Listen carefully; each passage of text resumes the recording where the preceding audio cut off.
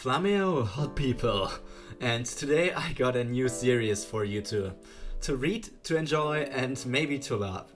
Well, love is actually the right thing here to say, because I know it's not everyone's cup of tea, but I myself really enjoy romance manga. And Akari Kajimoto has one prepared just for us. The manga's name, well, first of all, let me show you the cover photo of it.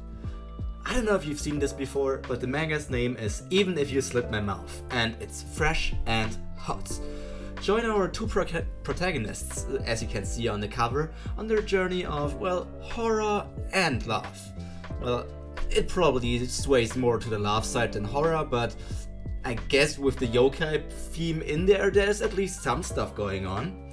Anyways, on the one hand, we have Miroko, the yokai also known as Kuchisake Onna. Well, in English we would just call her Slit-Mouthed Woman. As you can see, she's a yokai which has her mouth is opened up, and basically she goes around asking people if she's beautiful. And if they don't answer or something, she just kills them. At least that's the original lore of the yokai. I don't think she would do that in this story, because it's probably not that dark.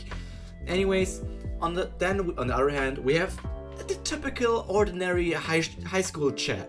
His name is Koichi Sano, and well, he's 17 years old, but that doesn't stop him from asking Miroko to marry him.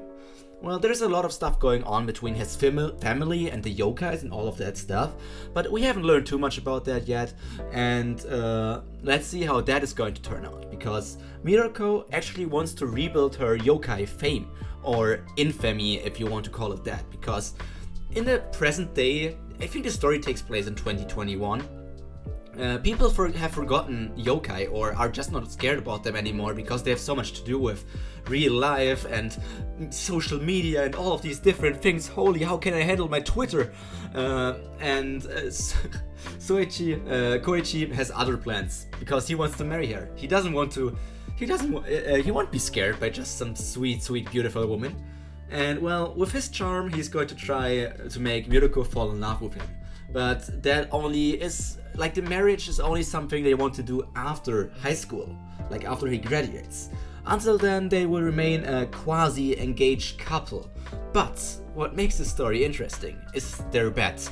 Basically, it's only the premise. It's the thing that Miroko says if she can scare Sano at least once in that 1 year's time until he finishes high school, she can get out of the engagement. And Sano, it's not part of the bet, he just told her, well, if you try to scare me and get out of the engagement, I will just try to make you fall in love with me. And, well, now his challenge started to make the yokai fall in love with him.